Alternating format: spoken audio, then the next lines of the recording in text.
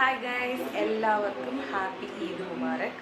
അപ്പോൾ ഇന്ന് നമ്മൾ പെരുന്നാളൊക്കെ ആയതുകൊണ്ട് നമ്മളങ്ങനെ സെലിബ്രേഷനൊന്നുമില്ല. നമ്മളിപ്പോൾ പഞ്ചാബിലാണല്ലോ, ഇതൊന്നും ഇങ്ങനെ കൂടുതലും പഞ്ചാബികളൊക്കെ ആയതുകൊണ്ട് അങ്ങനെ സെലിബ്രേഷനൊന്നും കാണാറില്ല. പക്ഷെ ഇന്ന് നമ്മൾ കുറച്ച് പെരുന്നാളായതുകൊണ്ട് കുറച്ച് റൈസ് ഉണ്ടാക്കാമെന്ന് വിചാരിക്കുന്നു. അപ്പോൾ എനിക്കങ്ങനെ റൈസൊന്നും ഉണ്ടാക്കാൻ വലിയ ആളൊന്നുമല്ല. ഞാൻ ജസ്റ്റ് എനിക്ക് അറിയാവുന്ന പോലെ ഉണ്ടാക്കാമെന്ന് വിചാരിച്ചു. അപ്പോൾ നമുക്ക് അതിൻ്റെ കുറച്ച് കാര്യങ്ങളൊക്കെ കാണാം. അപ്പോൾ എല്ലാവർക്കും ഹൃദയം നിറഞ്ഞ പെരുന്നാൾ ആശംസകൾ. നന്നായിട്ട് പെരുന്നാൾ ആഘോഷിക്കാൻ പറ്റട്ടെ. എല്ലാവർക്കും നല്ലത് വരട്ടെ എന്ന് ആശംസിക്കുന്നു. ഞാൻ റൈസ് ഉണ്ടാക്കാൻ വേണ്ടി അരി കഴുകാനായിട്ട് പോവാണ്. അമ്മ അവിടെ സവാളയൊക്കെ അരിയുന്നുണ്ട്. നമ്മുടെ സവാള അരിയിൽ നടക്കുകയാണ്. ഇന്നിവിടെ നല്ലൊരു സണ്ണി ഡേ അല്ലേ അമ്മ? കാറ്റുമുണ്ട്, തണുത്ത കാറ്റുമുണ്ട്, എന്നാൽ ചൂടുണ്ട് അല്ലേ? ഇതൊക്കെ നമ്മൾ നാട്ടിൽ നിന്ന് കൊണ്ടുവന്ന മസാലക്കൂട്ടുകളാട്ടോ. ഇതൊക്കെ ഒന്ന് പൊട്ടിച്ച് ഒന്ന് സെറ്റാക്കണം. ഞാനൊരു നെയ്ച്ചോറ് സ്റ്റൈലാണ് നോക്കുന്നത്. അതുകൊണ്ട് എനിക്കത്ര വലിയ കാര്യമായിട്ട് ഉണ്ടാക്കാനൊന്നും അറിയില്ല. അതുകൊണ്ട് ജസ്റ്റ് അറിയാവുന്ന പോലെ ഒന്ന് ട്രൈ ചെയ്യണം. നമ്മളുടെ മെയിൻ സാധനങ്ങളൊക്കെ ഇട്ട് ഇൻഗ്രീഡിയൻസ് ഒക്കെ ഇട്ട് ഒന്ന് മൂപ്പിക്കുകയാണ്. ഇതിലേക്ക് ഒന്ന് സവാള ഇട്ട് വഴറ്റി ഒന്ന് നന്നായിട്ട് മൂപ്പിച്ചെടുക്കും. അതിലേക്ക് റൈസൊക്കെ ഇട്ട് നമ്മൾ കുക്കറിൽ വെച്ചായിട്ടുണ്ടാക്കുന്നത്. നമുക്കിവിടെ പാത്രങ്ങളില്ലാത്തതുകൊണ്ട് നമ്മൾ കുക്കറിൽ വെച്ച് വിസിൽ ഒരു ടൈം വെച്ച് സെറ്റ് ചെയ്തെടുക്കുകയാണ് ചെയ്യുന്നത്. അപ്പോൾ ഇതൊന്ന് മൂത്ത് വരുമ്പോഴത്തേക്കും നമുക്ക് ഒന്ന് ചൂടാകുമ്പോഴത്തേക്കും നമുക്ക് നമ്മുടെ സവാള എടുത്തിടാം. നമ്മളിതേ സവാള മൂപ്പിച്ചെടുക്കുകയാണ്. ആ നെയ്യിലേക്ക് ഒഴിച്ച് നമ്മൾ സവാള ഒന്ന് മൂപ്പിച്ചെടുക്കുകയാണ്. എൻ്റെ ഒരു ഫ്രണ്ടുണ്ട്, അവർ കണ്ണൂരിൽ നിന്നുള്ളവരാണ്. അവരാണ് ഈ ഒരു സ്റ്റൈൽ എനിക്ക് പറഞ്ഞു തന്നെ. അവർ ഇച്ചിരിയും കൂടെ ഡീറ്റെയിൽ ആയിട്ടാണ് ചെയ്യുന്നത്. പക്ഷെ എനിക്ക് അത്രയും അറിയില്ല. എനിക്കറിയാവുന്ന രീതിയിൽ അതങ്ങ് ചെയ്തെടുക്കുകയാണ്. അവരുടെ ബിരിയാണി നെയ്ച്ചോറിനൊക്കെ പറഞ്ഞാൽ ഒരു രക്ഷയില്ല കേട്ടോ. ശരിക്കും ഒരു മലബാർ സ്റ്റൈലാണ്. അത്രയൊന്നും ഇതെത്തില്ല. ഇത് നമുക്ക് ജസ്റ്റ് ഒരു പെരുന്നാളിൻ്റെ വൈബ് കിട്ടാൻ വേണ്ടി. നമ്മുടെ അരിയൊക്കെ കഴുകി വെച്ചിട്ടുണ്ട്. ചിക്കൻ കറിക്കുള്ള സവാള റെഡിയായി. അരി കഴുകി വെച്ചു. നമ്മുടെ സവാള ഇതിലിരുന്ന് മൂത്തുകൊണ്ടിരിക്കുന്നു.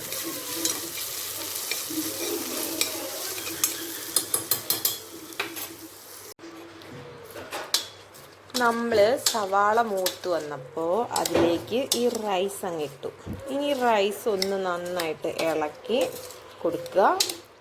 റൈസ് നന്നായിട്ട് ഇളക്കി ഒന്ന് ചൂടാക്കുക. എന്നിട്ട് ഒരു കപ്പ് അരിക്ക് 1.5 കപ്പ് വെള്ളം എന്നുള്ള രീതിയിലാണ് ഞാൻ എടുത്തേക്കുന്നത്. തെറ്റെന്തെങ്കിലും ഉണ്ടെങ്കിൽ നിങ്ങളൊന്ന് കമൻറ്റ് ചെയ്യുക. നമ്മൾ അരിയിലേക്ക് ആവശ്യത്തിന് വെള്ളം ഒഴിച്ചു. ഇനി നമ്മൾ ആവശ്യത്തിന് ഉപ്പിട്ട് കൊടുക്കണം. ഇച്ചിരി കൂടെ ഉപ്പ് വേണ്ടമ്മ. ഇളക്കി അമ്മ ഈ നാരങ്ങ ഒന്ന് പിഴിഞ്ഞ ഒരു നാരങ്ങയുടെ ഒരു പീസും കൂടെ പിഴിഞ്ഞിടും. ഞാൻ ഇളക്കി ഉപ്പും കൂടെ നോക്കാം.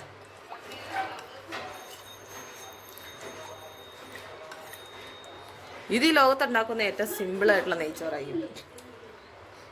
Very simple.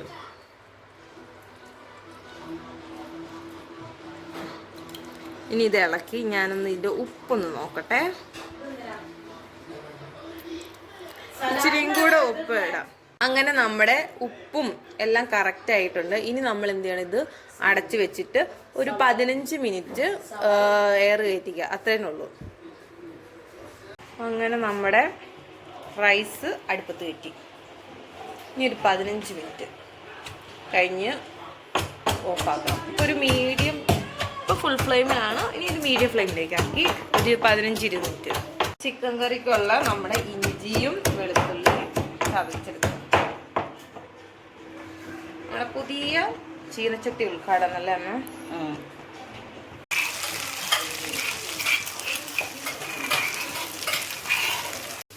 നമ്മുടെ സാലഡ് റെഡിയായി. നമ്മൾ ഇതിനകത്ത് ഇച്ചിരി തക്കാളിയും കൂടെ മിക്സ് ചെയ്തിട്ടുണ്ട് കേട്ടോ. സാലഡ് റെഡിയായി. ഞാൻ പറഞ്ഞിട്ട് വെട്ടാനായിട്ട് ഇട്ടു. ഇനി ചിക്കൻ കറി റെഡിയാക്കാൻ പോവുകയാണ്. അമ്മയുടെയൊക്കെ നാട്ടിലേ, അമ്മയൊക്കെ ചെറുപ്പത്തിലേ പെരുന്നാളൊക്കെ എങ്ങനെ ആഘോഷിക്കാറുണ്ടോ? നിങ്ങളുടെ അവിടെ ഉണ്ടായിരുന്നല്ലോ, അമ്മയുടെ ഫ്രണ്ട്സ് ഒക്കെ ഉണ്ടല്ലോ. പക്ഷെ അമ്മേ ബിരിയാണി ഒന്നും അങ്ങനെ സാധാരണ വെക്കാറില്ല. അല്ല, അമ്മയുടെ കൂട്ടുകാരുടെയൊക്കെ വീട്ടിൽ വെക്കാറുണ്ടോ? അവരുടെ വീട്ടിൽ വെക്കപ്പോ എന്തായാലും അങ്ങോട്ടാണ് കൂടുതൽ വൈകുന്നേരമാണ് പോണത്. നമുക്ക് പശുവൊക്കെ ഉണ്ടായിരുന്ന കാരണം നമ്മള് കാലത്തെ പോവാറില്ല, നേരെ ഉച്ചത്തേക്ക് പോവാറില്ല, നമ്മള് വൈകുന്നേരത്തേക്കാണ് പോവാറ്. അമ്മയുടെ ഫ്രണ്ട്സ് ഒക്കെ ചെറുപ്പത്തിൽ ഞാൻ നോയമ്പൊക്കെ അന്നൊക്കെ ഭയങ്കരമായിട്ട് സ്ട്രിക്റ്റ് ആയിട്ട് നോയമ്പ് നോക്കണ്ടേ? അന്നൊക്കെ കൂട്ടുകാരൊക്കെ അപ്പൊ ഞങ്ങളും ചിലപ്പോ ചോറ് ഉണ്ടാകുന്നില്ല. ആണോ? അവര് കഴിക്കാത്തോണ്ട് ചിലപ്പോഴൊക്കെ അല്ലെങ്കിൽ അവര് എപ്പോഴും മാറിപ്പോയി ഇരിക്കുക. എന്നിട്ട് ഞങ്ങൾ കുന്നാമാരൊക്കെ കഴിക്കാം. അങ്ങനെ എല്ലാവരെയും നോക്കാൻ നമുക്ക് വിഷമത്തിൽ പിന്നെ ഇരിക്കാൻ പറ്റില്ല. അവർക്ക് പിന്നെ അങ്ങനെ ഇല്ലല്ലോ. ഇനി നമ്മുടെ ഇത് ചിക്കൻ കറിയൊക്കെ എല്ലാവർക്കും ഉണ്ടാക്കാൻ അറിയാവുന്നവരാണല്ലോ, അതുകൊണ്ട് തന്നെ അതിൻ്റെ ഒന്നും കാര്യം പറയണ്ട. ഞാൻ ഈ നമ്മുടെ പുതിയ നെയ്ച്ചോറില്ലേ, നമ്മുടെ കണ്ണൂരുകാർ പറഞ്ഞു തന്നെ, ശില്പ പറഞ്ഞു തന്നെ നെയ്ച്ചോറ് ഉണ്ടാക്കാന്ന് വിചാരിച്ചു. അതേ കുക്കർ ഇതേ ഇരിക്കുകയാണ് മീഡിയം ഫ്ലെയിമിൽ. അപ്പോൾ നമ്മുടെ കുക്കിംഗ് ഒക്കെ നടന്നുകൊണ്ടിരിക്കുകയാണ്. ഞാൻ റൈസ്, അമ്മ ചിക്കൻ്റെ ഇതില്, ഞങ്ങൾ ചിക്കൻ അമ്മ ഇത് വഴറ്റിക്കൊണ്ടിരിക്കുന്നു. അപ്പോൾ അങ്ങനെ പരിപാടികൾ നടന്നുകൊണ്ടിരിക്കുന്നു. അപ്പം അമ്മേൻ്റെ വിശേഷങ്ങളൊക്കെ പറയായിരുന്നു. അമ്മേൻ്റെ സ്കൂളിൽ എങ്ങനെയായിരുന്നു ഇതൊക്കെ ആഘോഷിച്ചുകൊണ്ടിരുന്നതെന്ന്. എൻ്റെ കാര്യം പറയുകയാണെങ്കിൽ എൻ്റെ നാട്ടിലേക്ക് പൊതുവെ ക്രിസ്ത്യൻസ് ആണ് കൂടുതൽ. അതുകൊണ്ട് ഞാനിങ്ങനെ പെരുന്നാളൊന്നും അവർ നോയമ്പെടുക്കുന്നതോ ഒന്നും തന്നെ കണ്ടിട്ടില്ല. ഞാൻ പിന്നെ കോളേജിൽ ചെന്ന് കഴിഞ്ഞപ്പോൾ, കേട്ടോ അമ്മ, കോളേജിൽ ചെന്ന് കഴിഞ്ഞപ്പോൾ എൻ്റെ റൂംമേറ്റിൽ ഒരു കൊച്ചു മുസ്ലിം ആയിരുന്നു. അപ്പോൾ അവള് ഞാൻ എംടെക്കിന് പഠിക്കുന്ന സമയത്ത്, അപ്പോൾ അവൾ നോയമ്പെടുക്കും. അവർ കുറച്ച് പേരുണ്ടായിരുന്നു കേട്ടോ. അവർ കറക്റ്റായിട്ട് നോയമ്പെടുക്കുന്നതും നിസ്കരിക്കുന്നതും. അവൾ വളരെ ഓർത്തഡോക്സ് ആയതുകൊണ്ട് 5 നേരം നിസ്കരിക്കും, നോയമ്പെടുക്കും. നോയമ്പ് തെറ്റിയാൽ തന്നെ അത് പിന്നെ എടുത്താണെങ്കിലും അവളത് ചെയ്യും. അങ്ങനെയാണ് എനിക്കൊരു പെരുന്നാളിനെ പറ്റിയൊക്കെ ഒരു അറിവുണ്ടാവുന്നത്. പിന്നെ എന്താ വേറെ എന്നാ വിശേഷമൊക്കെ? നാട്ടിലാണെങ്കിൽ 3-5 ഫ്രണ്ട്സ് ഉണ്ട്. എല്ലാ വീട്ടിലും പോവായിരുന്നു. അമ്മേന്റെ അവിടെ കുറച്ച് ഫ്രണ്ട്സ് ഉണ്ട്, അമ്മ അറിയുന്നവര്. അവിടെ എവിടെയെങ്കിലൊക്കെ പോവോ അപ്പൊ ആ ഒരു ഇത് തീർക്കാൻ വേണ്ടി നമ്മളിവിടെ ഇച്ചിരി നെയ്ച്ചോറും ഇച്ചിരി ചിക്കൻ കറി ഇല്ലേ അമ്മ, ഇച്ചിരി സാലഡ്, അത്രേ ഉള്ളൂ.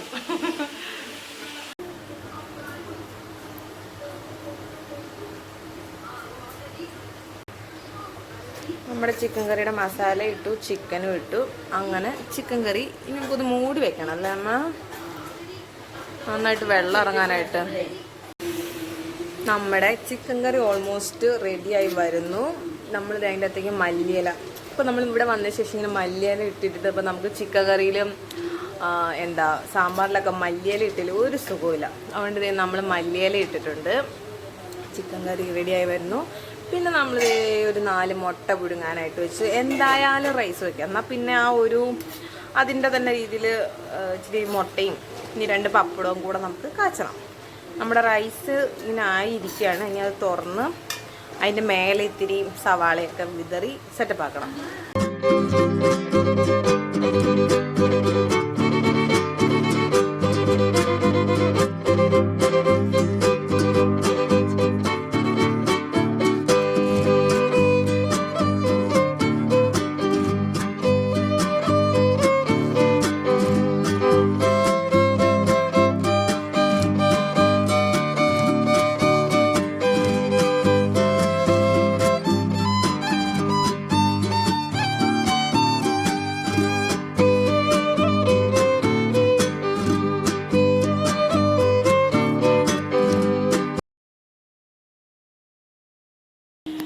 റൈസ് എങ്ങനെയുണ്ട്?